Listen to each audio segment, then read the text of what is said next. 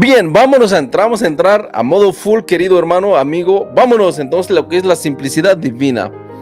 Aquellos que tengo aquí algunos PowerPoint para ustedes, para que lo disfruten, para que ustedes lo disfruten, porque este es lo mejor que puede pasar, queridos. Este es lo mejor que puede pasar. Saludos, primo, dice Genio, Crack, Titán, Saiyajin, Ramón. No seas como yo. Ese nombre yo creo que debes cambiar.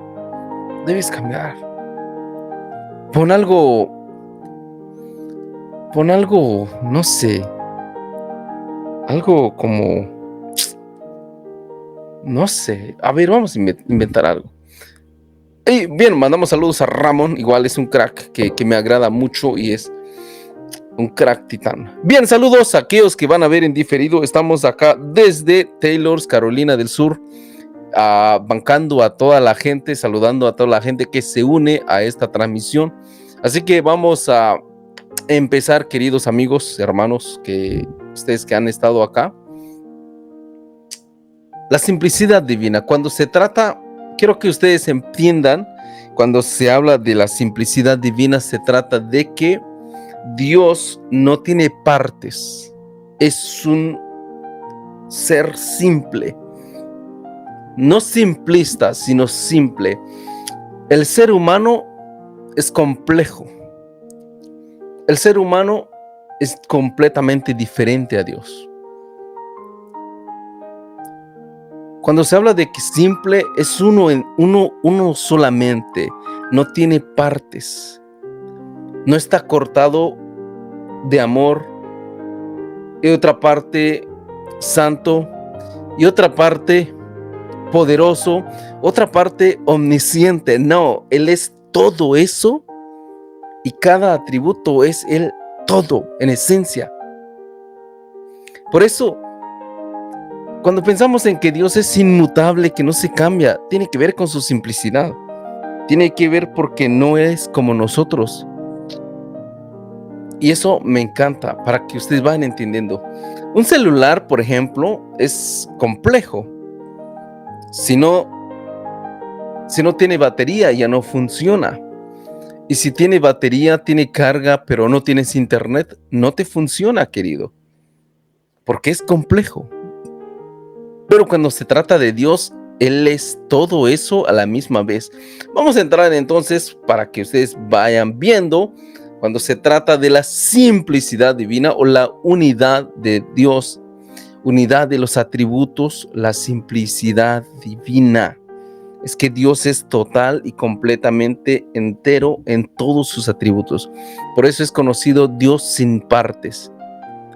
No está cortado en múltiples partes. La última vez vimos las diferentes clases de los atributos de Dios, ¿de acuerdo? ¿No? Los atributos comunicables e incomunicables. Los atributos comunicables tales como el amor, la alegría, el gozo. Los incomunicables tales como su aceidad, la omnipotencia, la omnisciencia divina. Y veremos eso uno a uno.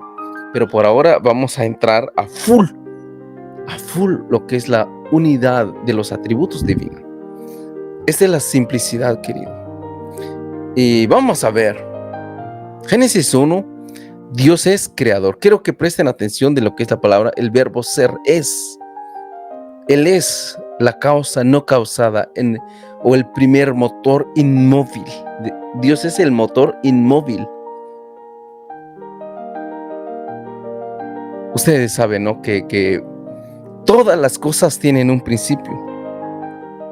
Todas las cosas, hubo un momento en que no existía y llegó a existir. Pero cuando se trata de Dios es que Él es el creador. Él es el motor inmóvil. Él es inmóvil no porque sea incapaz de actuar, sino porque no tiene potencia para recibir cualquier cambio en su ser. No se cambia. Por eso, yo creo que Tomás de Aquino usó esta parte, el motor inmóvil, primer motor inmóvil que usó Tomás de Aquino. Él no tiene potencia para recibir cualquier cambio en su ser. Él no llega a ser sabio. Él no tiene vida. Él no recibe sabiduría de nadie. ¿Se dan cuenta de nuestro Dios? Una vez que tú comprendes que es este Dios, el motor inmóvil, no recibe ninguna causa, no es causado por nada ni de nadie, no tiene potencia, es que completamente es diferente.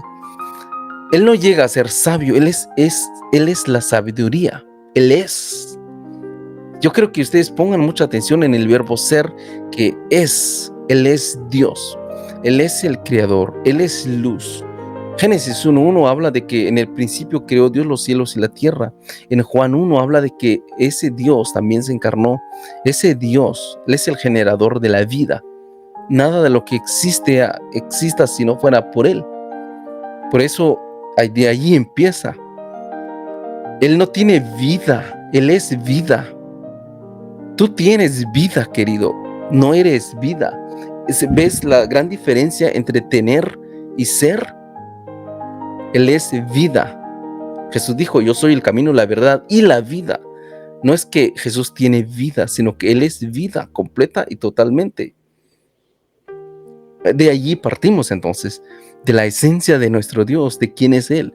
Una vez que tú comprendes esto, que Dios en su esencia, Él es el motor inmóvil, Él es la causa principal, el único ser que es incausado. De ahí empieza de la simplicidad de Dios. Esto me encanta para que ustedes vayan viendo la belleza de entender. Dios está en cada atributo y cada atributo es parte inherente de la esencia de Dios, dice Roland McKeown en su teología sistemática. Vamos a ver si se puede poner grande. No se puede poner grande esto. Y entonces se dan cuenta acá. Espero que ustedes vayan aprendiendo esto, queridos hermanos y amigos. Toda la esencia de Dios está en cada atributo. Toda esencia, es decir, toda la naturaleza de Dios está en su atributo. Por ejemplo, si hablamos de que Dios es amor, toda la esencia, su amor es santo, su amor es poderoso, su amor es toda la esencia de Dios. Cada atributo es parte inherente de la esencia, es parte totalmente de Dios. Es lo que nos dice el teólogo Roland McKeown en su teología sistemática en la página 110, cuando habla de la simplicidad divina. Te vas a dar cuenta, esto nos ayuda mucho a comprender de quién es nuestro Dios. La simplicidad divina, en uno de los artículos de Néstor Díaz, un teólogo de República Dominicana, él dice, la simplicidad divina es mejor entendida como la imposibilidad de dividir a Dios en partes.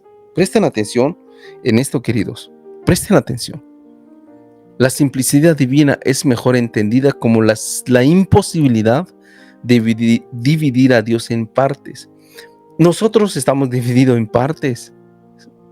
Los seres humanos estamos divididos en partes. Por eso nosotros nos cambiamos, nos mutamos, nos envejecemos. Un día estamos alegres, otro día triste. Un día somos fuertes y el otro día débil. ¿Por qué? Porque somos complejos, pero cuando hablamos de Dios, de que no podemos dividir la naturaleza de Dios, es ahí se cambia todo. Por eso en este artículo dice, la simplicidad divina es mejor entendida como la imposibilidad de dividir a Dios en partes. Cuando se habla de que Dios es todopoderoso, eso implica que también su poder es santo. Implica que su poder es justo. Implica que su poder es misericordioso. Y vamos a ver algunos ejemplos más allá. Y esto puede jugar un punto a favor cuando hablamos de que el castigo será eterno. Aquellos que niegan la eternidad del castigo. Y esto contradice lo que es la simplicidad divina. Porque si Dios es eterno, su justicia es eterna. Te vas a dar cuenta en esto. Si Dios es eterno, y como hablamos de la simplicidad divina, Dios, su justicia es eterna. Su amor es eterno, su misericordia es eterna. Y entonces, ¿cómo enfrentará la justicia así? Vamos a ver lo que dice el crack, genio. Me encanta, Samuel Pérez Millos, en su teología sistemática que se llama La Trinidad. Quiero que vean esto, lo que dice este teólogo Samuel Pérez Millos. A mí me encanta, en la página 173 lo cito. Los atributos de Dios son elementos que entran en la composición del ser divino, pues Dios es simple, de modo que no está compuesto por varias partes. Lo mismo, estamos repitiendo, estamos aprendiendo cómo es nuestro Dios.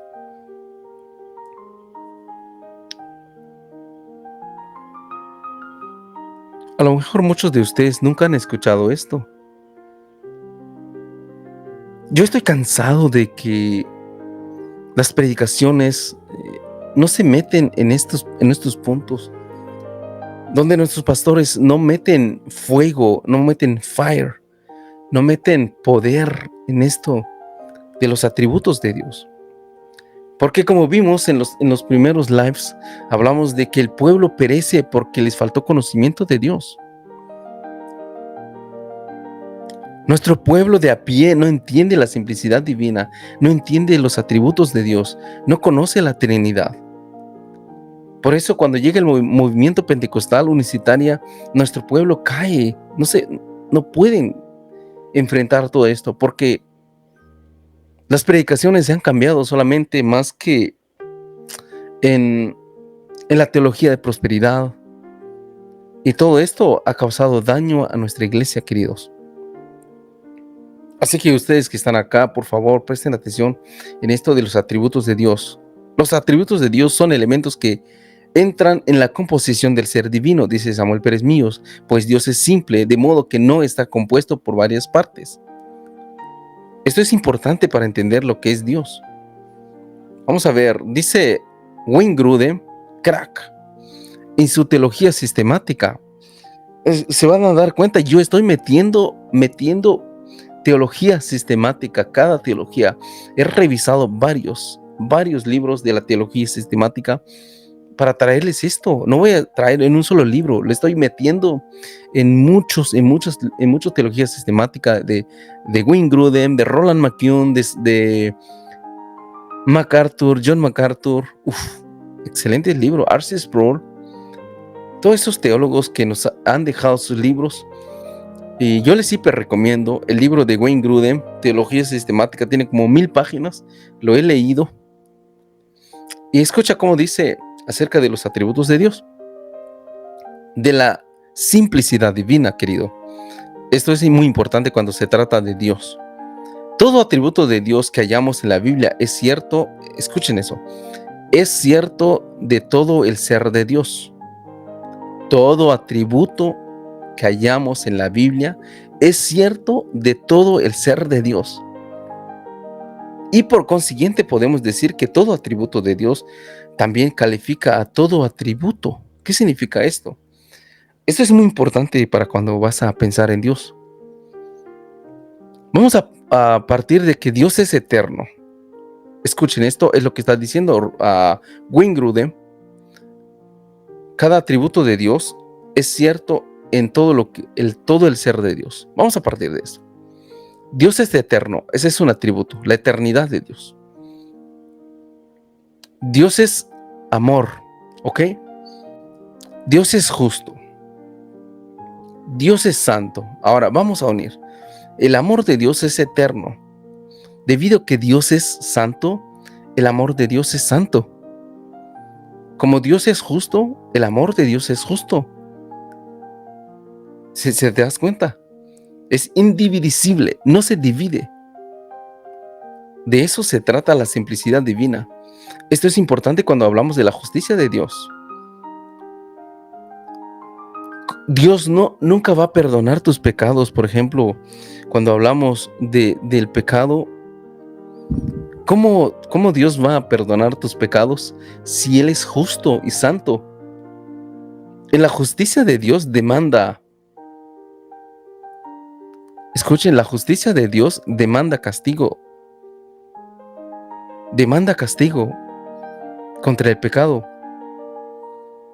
En la santidad de Dios demanda justicia. Y entonces, como Dios es simple, Él no puede pasar por alto tus pecados. Por eso el salmista, pensando en la crucifixión de Cristo, en la cruz se besó el amor y la verdad. En la cruz se besaron el amor y la verdad. Nadie recibirá injusticia en el castigo eterno. Nadie. Todos recibirán la justicia o la misericordia de Dios. Presten atención. Cuando piensas en la cruz de Cristo, Él muere en tu lugar. Esto es lo asombroso, porque la muerte de Cristo fue una muerte vicaria, que es decir, murió en lugar tuyo. Tú debiste haber muerto en la cruz o ser condenado en el castigo eterno. Pero debido a que Dios es amor y decidió salvar a un grupo de personas, entonces envía a su Hijo para morir en la cruz.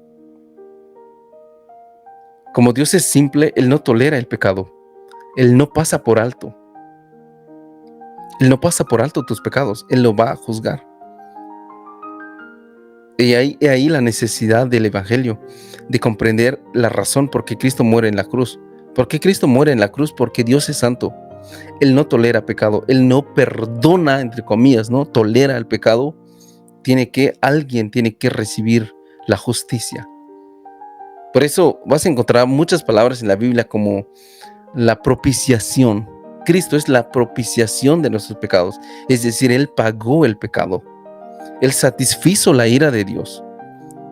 ¿Te das cuenta? Cuando entiendes lo que es la simplicidad divina, querido. Esto es muy importante. Vamos a avanzar. ¿Qué otro punto más traemos acá?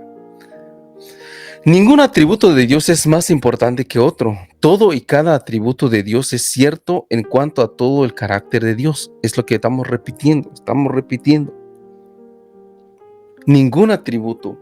En nuestros días, por ejemplo, es muy común que la gente enfatiza el amor. Dios es amor. Dios es amor, y eso es cierto.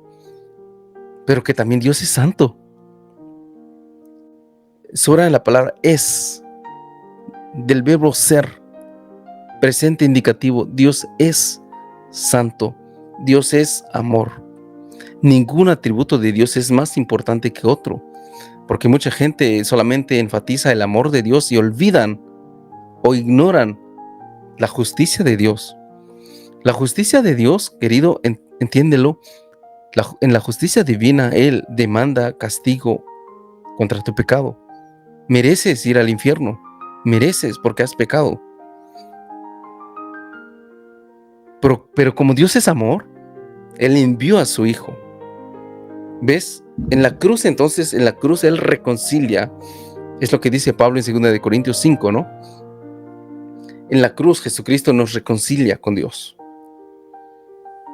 Por eso, cuando la persona se entrega a Jesucristo, el apóstol Pablo, hablando en Romanos capítulo 5, versículo 1, justificados pues por la fe tenemos paz con Dios. ¿Te das cuenta? Siendo justificado gratuitamente, tenemos paz con Dios. Ningún atributo, una vez más, insisto, ningún atributo de Dios es más importante que otro. El amor no es más importante que la santidad de Dios. El amor de Dios no es más importante que la verdad.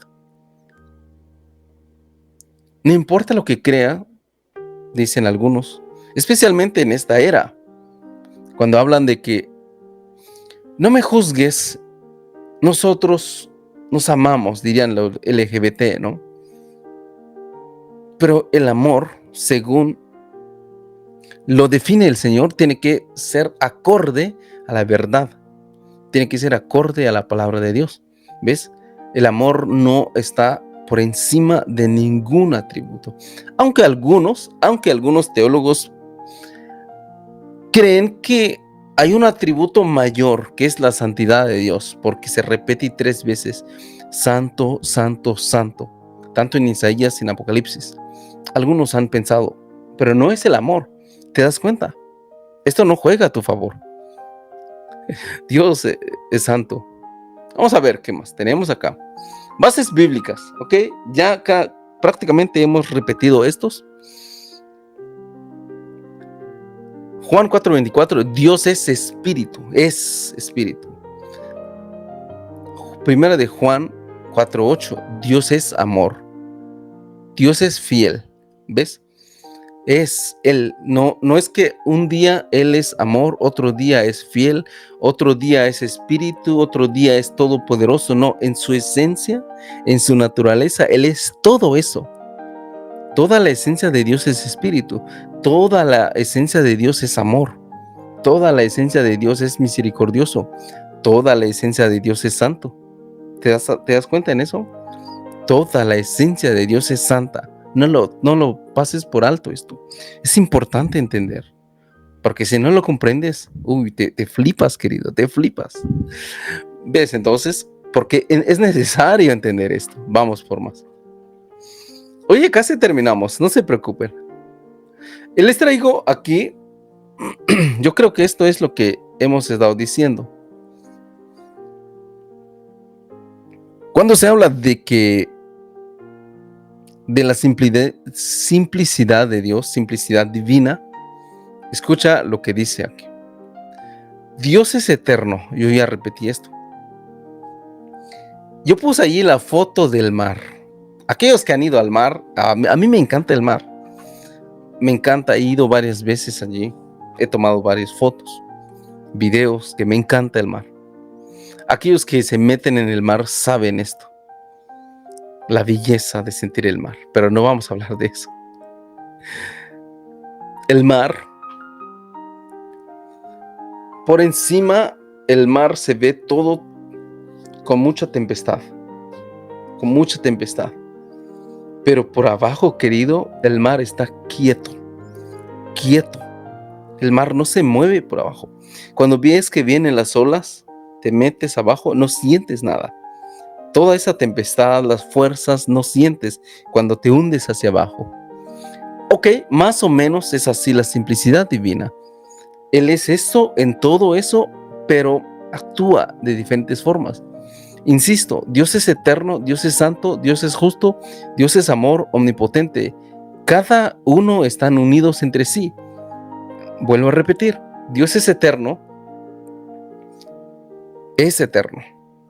y también es santo. Es, subrayan el verbo ser, es justo. Es decir, su santidad es eterna, su santidad es justa, su santidad es amorosa, su santidad es omnipotente. ¿Ves? Ahora vamos a ver de que Dios es justo. La justicia de Dios es eterna, la justicia de Dios es santa, la justicia de Dios es amorosa, la justicia de Dios es omnipotente. ¿Te das cuenta? Y luego entramos en el amor de Dios es eterno, el amor de Dios es santo, el amor de Dios es justo. ¿Ves?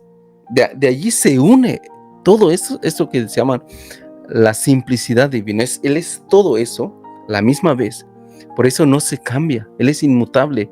Vamos a tocar el tema de la inmutabilidad de Dios en algún live, pero yo quiero entrar uno por uno. Hoy tocamos que ese es lo más importante, comprender eso, para que cuando vamos a entrar en la omnipotencia de Dios, en la omnisciencia de Dios, aprenderemos otras cosas mucho más importantes por ahora. Este es lo básico. Vamos a ver. A mí me encanta esto. Las implicaciones de la simplicidad divina. ¿Cuáles son las implicaciones? Preguntarás. Oye, si aprendo esto, ¿qué aprendo? Negar la simplicidad de Dios, también negamos su inmutabilidad. La seidad de Dios, hasta su omnipresencia también. ¿Cómo funciona esto? Si tú niegas que Dios es simple, estás yendo en contra de la inmutabilidad de Dios. Cuando se habla de la inmutabilidad de Dios, se habla de que Dios no cambia. Dios en Malaquías dice, yo Jehová no cambio. ¿Ves? Él no se cambia, no se envejece, no se cambia de plan, no se arrepiente de ninguna cosa. Eso, en cuanto a la inmutabilidad de Dios, querido, nos favorece tanto porque vemos promesas en la Biblia que ha sido prometido hace más de 2000 años. Imagínate si Dios se cambiara, ¿qué tan seguro estamos de la salvación? Imagínate si Dios se cambiara, o Jesús deja de ser el abogado, el intercesor del creyente. Primera de Juan 1:9, si confesamos nuestros pecados, Él es fiel y justo para perdonarnos y limpiarnos de toda maldad. Eso ya no funciona si Dios ha cambiado. ¿Cómo lo sabes? ¿Qué tan seguro estamos con esa promesa? Todo aquel que invoque el nombre de Dios será salvo. ¿Y cómo sabemos si no se ha cambiado eso? ¿Te das cuenta? En la inmutabilidad de Dios. La seidad de Dios habla de que Dios existe por sí mismo. Imagínate, si Él se cambiara, si no hay simplicidad de Dios, eso va en su contra. La omnipresencia de Dios. Imagínate, si Él no fuera simple, un día Él es omnipotente, pero no omnipresente. Él es tan todopoderoso, pero no está en todos lados. ¿Qué prefieres? O que está en todos lados, omnipresente, pero no es omnipotente. Y no es capaz de responder tus oraciones, tus necesidades, tus cuitas, tus súplicas. Aunque está contigo como un abuelo, escuchándote nada más, pero no tiene la capacidad. O si es omnipotente, pero anda no solamente está en un lado, está en China y tú aquí en Estados Unidos, en Guatemala, llorando. ¿Cómo sabes? Pero gracias a que Dios es simple, en la simplicidad divina, Él es omnipresente, está en todos lados, a la misma vez omnipotente y omnisciente. Y esto es muy importante, querido. Por eso creemos que Dios no cambia. Vamos por más. ¿Qué nos asegura la redención? Eso yo creo que ya repetí varias veces. ¿Se dan cuenta, queridos? ¿Qué nos asegura la redención si Él se cambiara? ¿Sigue siendo omnipresente? ¿Te imaginas esto? ¿Te imaginas esto si Dios fuera mutable? Es decir, si Él se cambiara, o se envejeciera, o se cambia de plan, se arrepiente de algo. ¿Qué tan seguro es la redención, es decir, la salvación en Cristo Jesús? ¿Qué tan seguro sería? ¿Qué tan seguro que si Él sigue siendo omnipresente, a lo mejor ya no lo es? Pero tú estás esperando, confiando de que Él está contigo todos los días. Estarías mintiendo a tus hijos cuando dices, Dios está contigo todos los días. Jesucristo hizo la promesa, y aquí estaré con ustedes todos los días hasta el fin. ¿Cuán confiable es esa promesa si Él se cambiara? Muchas veces ustedes hacen promesa, ¿no? Los padres hacen promesa a los hijos. Mira, mi hijo, yo compraré esto en tu cumpleaños, te compraré una bicicleta. Cuando el cumpleaños de tus hijos faltan 5 meses, porque tienes buen trabajo, te va bien, y haces esta promesa. Ya cuando faltan 2 meses del cumpleaños de tu hijo, te corren del trabajo, te quedas sin trabajo, gastas todo el dinero, y cuando llega el cumpleaños de un niño, no puedes comprar la bici. ¿Por qué? Aunque quisieras, pero ya no puedes, porque no conoces el futuro. Haces promesas y no puedes cumplir, aunque quieras cumplir, pero no puedes. Pero Dios no es como nosotros. Él hace promesa y no solamente puede hacer, sino que puede cumplir. Y Él cumple. El día que falla en uno de sus promesas, deja de ser Dios. Ergo, nunca va a fallar. Dios nunca falla de sus promesas. Por eso, como creyente, confiamos en Él. Nos acercamos a Él. Dice el autor de Hebreos, ¿no? Nos acercamos al trono de Dios para hallar oportuno socorro. Porque sabemos que Él nos oye. Sabemos que Él es fiel en su promesa. No se cambia. No es mutable. Sigue siendo el mismo de ayer y hoy y por los siglos, dice, creo que el autor de Hebreos dice eso. Por eso nosotros como creyente podemos confiar en Dios. ¿Te das cuenta en eso? Es lo bello, lo hermoso de conocer a nuestro Dios. tienes acceso al trono de Dios porque Él ha hecho esa promesa. Si Él no hubiera hecho la promesa, nadie se acercaría a Dios. Nadie se acercaría a Dios. ¿Ves? Vamos a avanzar a ver qué más tenemos acá. Esto, queridos hermanos, ¿cómo están? A ver, andan tristes hoy. Vamos a ver quiénes están ahí conectados. Casi terminamos. Falta muy poquitos diapositivas. Espero que les sirva. Aquellos que quieren estas diapositivas, mándame un inbox. Les mando. Negar la simplicidad de Dios y a la vez creer en la omnipresencia es creer que Dios está en todas partes, pero solo parte de Dios está en todas partes y en cualquier lugar. ¿Qué significa esto? Si niegas la simplicidad de Dios, algunos lo han hecho, algunos filósofos del tipo de William Lane Craig están negando la simplicidad de Dios. Creen que Dios aprende algo, la Open Theology, teología abierta.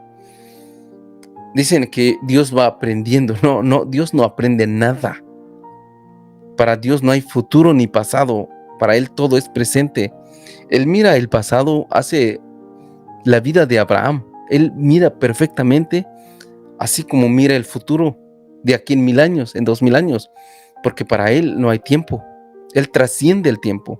Por eso es la diferencia de nuestro Dios con cualquier otro dioses falsos.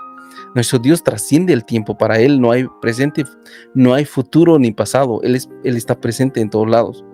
Para Él todo es presente. Negar la simplicidad de Dios, a la vez creer en la omnipresencia, es creer que Dios está en todas partes, pero solo partes de Dios. Imagínate, eso es peligroso. Algunos de ustedes tal vez nunca han escuchado la palabra simplicidad divina, pero hoy estamos metiendo juntos en esto. Y vamos a aprender juntos, queridos. Espero que ustedes me sigan, me dejan sus likes, su poderoso like. ¡Vámonos! A ver, ¿qué más tenemos aquí? Ya casi terminamos. Estamos repitiendo para que ustedes vean. ¿Puede Dios estar en todas partes sin que todo de Dios está en esa parte? ¿Puede Dios estar en todas partes sin que todo de Dios está en esa parte? Es decir, Dios está aquí conmigo y Dios contigo allá, en Guatemala, en México, en cualquier lado.